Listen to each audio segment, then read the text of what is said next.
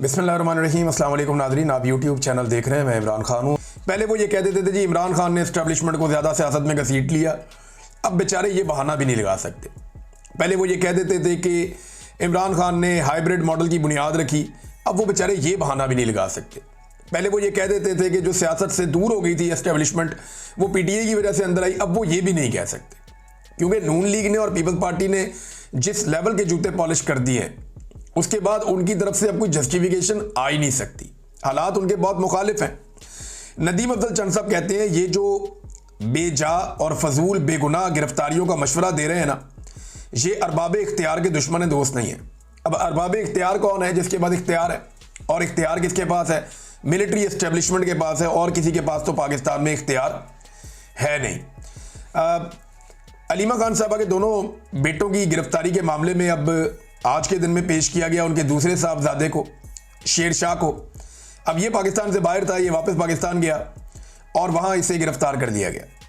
पहले इसके बड़े भाई को गिरफ्तार किया गया, वो गलती से गिरफ्तार किया गया, लेकिन गोंगलुओं से मट्टी झाड़ने के लिए और अपनी शर्मिंदगी मिटाने के लिए ढीटों की तरह उसका रिमांड हासिल कर लिया गया। और जज साहब ने भी उठा के 8 दिन का रिमांड दे दिया। ये जिस जज साहब ने रिमांड दिया, इनके बारे में और भी बहुत सारे कारनामे हैं, मैं क्या बताऊं आपको। बहरहाल यहाँ पे रिमांड हो गया और दूसरे भाई को गिरफ्तार कर लिया गया सेम डे में। शेर शाह को गिरफ्तार किया गया और शेर शाह को गिरफ्तार करने के बाद अब उसका 5 दिन का रिमांड दे दिया गया। यहाँ पे अलीमा खान साहिबा से या बाकी लोगों से, इमरान खान की बहनों से मीडिया ने सवालात किए तो कुछ तकरार भी हुई और कुछ चीज़ें बड़ी क्लियर की हैं। ख़ास तौर पे इमरान खान की बहन नौरीन खान साहिबा ने, उनको जब ये कहा गया ना कि जी खाकी वर्दी की तौहीन की गई, खाकी पतलून उठाई गई, तो उन्होंने कहा जी खाकी वर्दी की तौहीन तो 1971 में हुई थी बांग्लादेश में, यानी वो तौहीन नहीं थी, ये तौहीन है, इसको आप तौहीन समझते हैं। और उन्होंने कहा कि ये एक मूवमेंट था और उसकी वजह दोनों बहनों ने ये बताई कि वहां पे गोलियां चलाई जा रही थी, एक कारकुन के सर में गोली लगी और वो वहां पे जाँ बहक हो गया। और उस वक्त वहां पे टेम्परेचर कुछ और था, तो उस माहौल में हसन न्याजी ने यह काम किया। और उसके पीछे जो पेंट पकड़ाने वाला आदमी था, उस हवाले से दावे किए जा रहे हैं कि वो बंदा कोई और था, यानी उस बंदे का आज तक पता नहीं चला। अब ये इल्ज़ाम शेर अफजल मरवत साहब तो लगाते हैं इमरान खान के दूसरे भांजे पे, शेर शाह पे, और यही बात जो है बाकी लोग भी शेर शाह के बारे में करते हैं जो मुखालिफिन है।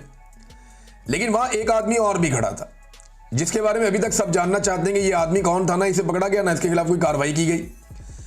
तो गाड़ियों की तोड़फोड़ करते हुए भी नकाबपोश नजर आ रहे हैं 9 मई को, जो तोड़फोड़ कर रहे हैं, मार कुटाई कर रहे हैं, उन्हें आज तक नहीं पकड़ा गया। तो खाकी पतलून की क्या हैसियत है? पतलून हमारे टैक्स के पैसों से खरीदी जाती है। खाकी पतलून की क्या हैसियत है? 1971 में लोगों ने देखी थी। हसन न्याजी ने कोर कमांडर के सामने पतलून तब लहराई जब लोगों पर गोलियां चलाई जा रही थी। ये नौरीन खानम साहब ने ये बात की। अब जो कुछ आलमी इदारे हैं वो भी इसके ऊपर आवाज़ें उठा रहे हैं। Human rights commission of Pakistan ने भी इसके ऊपर एक बयान जारी किया है। वैसे पाकिस्तान में ह्यूमन राइट्स जैसे नहीं है ना, वैसे ही ह्यूमन राइट्स की तंजीमें भी नहीं है। अब मैं बड़े अफसोस के साथ ये बात करता हूँ कि जो ओहदेदार बिठाए गए हैं ह्यूमन राइट्स की तंजीमों के पाकिस्तान में, या जिन पाकिस्तानियों को ये ओहदे दिए गए हैं, उन्होंने हक अदा नहीं किया। यानी मैं ये देख रहा हूँ कि उनके स्टेक्स जो है ना, वो मौजूदा जो वकला की क़यादत है, जो हुकूमत के साथ शामिल है, उनके साथ भी मिलते हैं, और मौजूदा जो हुक्मरान हैं उनके साथ भी मिलते हैं। तो वो इनके जुल्म और सितम के ऊपर आंखें बंद किए हुए और इस्टेब्लिशमेंट के खिलाफ अपनी पॉलिसी भी उन्होंने नरम कर दी है, सिर्फ पाकिस्तान तहरीक इंसाफ या इमरान खान साहब की मुखालफत में। क्योंकि इमरान खान साहब ने इन लोगों को बहुत पहले पहचान के ये कहा था खूनी लिबरल्स हैं। तो अब वो जो स्टेटमेंट भी देते हैं वो बादल नाखास्ता स्टेटमेंट देते हैं, और अमली तौर पे इन्होंने कोई इकदाम नहीं किए। चाहे अरशद शरीफ की शहादत हो, चाहे मुझे जबरी तौर पे लापता किया गया हो, चाहे और बहुत सारे सहाफ़ियों की, शायरों की गिरफ्तारियां हो, चाहे एक्टिविस्ट की गिरफ्तारियां हो और उनकी जबरी गुमशुदगियां हो, तो इन्होंने उस तरह आवाज़ नहीं उठाई जैसे आवाज़ उठाई जानी चाहिए थी। बहरहाल इस मामले की उन्होंने मजम्मत की है कि इमरान खान साहब के 2 नेफ्यूज़ को 9 मई के अंदर जो है वो गिरफ्तार किया गया। ये बड़ी ज़्यादती है, और इतने महीनों के बाद, 27 महीनों के बाद दोनों को गिरफ्तार किया गया। तो ये मैंने आपको पहले बताया था कि ये गिरफ्तारियां जो हैं वो सिर्फ और सिर्फ इसलिए हैं कि अलीमा खानम को दबाया जा सके और वो इमरान खान साहब का मौक़िफ़ बाहर देने से रुक जाएं, क्योंकि देखें बाहर आकर अगर कोई वाहिद इमरान खान का नाम लेने वाली खातून है, इमरान खान का नाम लेकर आसिम मुनीर के नाम का पैगाम देने वाली खातून है, तो वो अलीमा खानम साहिबा। वो साफ बताती हैं कि इमरान खान ने आसिम मुनीर के बारे में ये कहा, ये कहा, ये कहा और ये कहा। तो फील्ड मार्शल को कोई चैलेंज नहीं करता सवाए अलीमा खानम के, वो बाहर आके साफ बात बताती हैं जो इमरान खान कहते हैं। इमरान खान की पार्टी के लोग अंदर जाते हैं, इमरान खान उन्हें कुछ भी कहते हैं, वो बाहर आकर अपना एक फिल्टर लगाते हैं कि उन्होंने सर्वाइव करना है, जिंदा रहना है। अलीमा खानम जो है वो कश्तियां चला के हर वो बात कर देती हैं। आज तक जितनी भी बात बाहर निकली हाफिज सैयद आसिम मुनीर के बारे में, वो ज़्यादातर अलीमा खानम के ज़रिए से बाहर निकली, इसीलिए उनकी मुलाकातें बंद की गई हैं। मीडिया बोलने के काबिल नहीं है, आपको पता है। मीडिया तो डिस्कस ही नहीं कर पाता, ना एक्सटेंशन डिस्कस कर पाता है, ना कोई और चीज़ कर पाता है।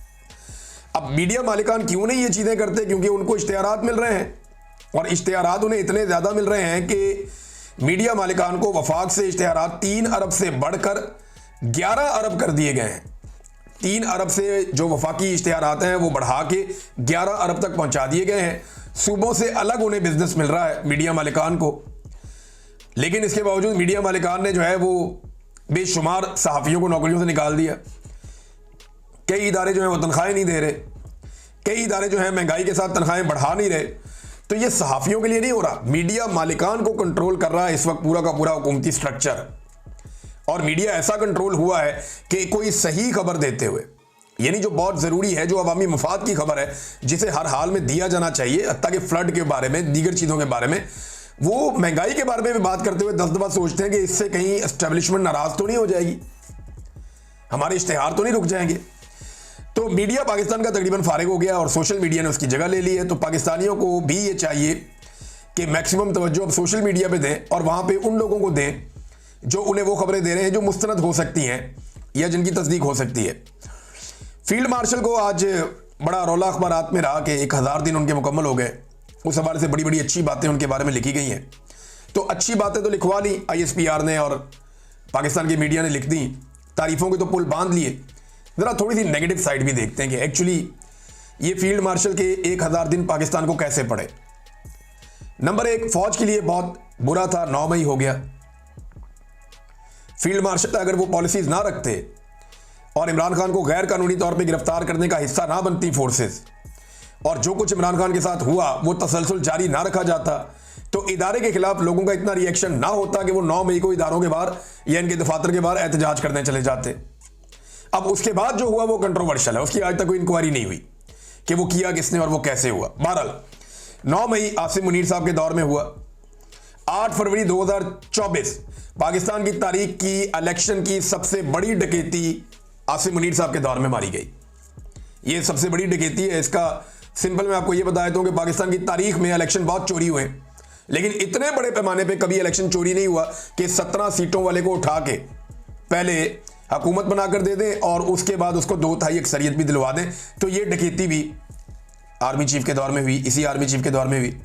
26 नवंबर 2024 पहली मरतबा मुजाहिरीन के ऊपर, एक सियासी जमात के मुजाहिरीन के ऊपर जो पुरअमन थे, गैर मुसल्लह थे, निहत्ते थे, उनके ऊपर स्ट्रेट फायर किए गए, स्नाइपर के साथ उन्हें गोलियां मारी गई।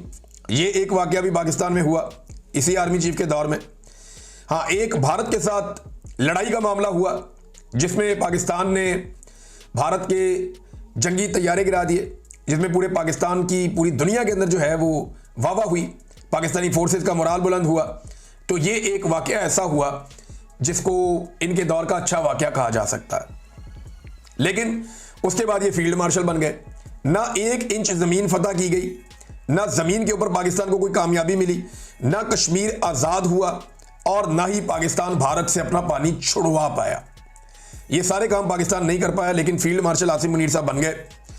और एक और चीज़, आसिम मुनीर साहब की ज़्यादा तवज्जो उनके अपने टन्योर में उनके अपने काम के ऊपर तो रही होगी, जो आर्मी चीफ की ड्यूटीज़ हैं वो तो उन्होंने ज़रूर की होंगी, लेकिन उससे ज़्यादा रिपोर्ट हुआ उनके मामलात वो वाले जो सियासत पे, मईशत पे और इंतज़ामी मामलात पे रहे। तो उनकी तवज्जो, हालांकि हलफ इसकी इजाज़त नहीं देता, लेकिन उनकी तवज्जो दीगर मामलात की तरफ बहुत रही।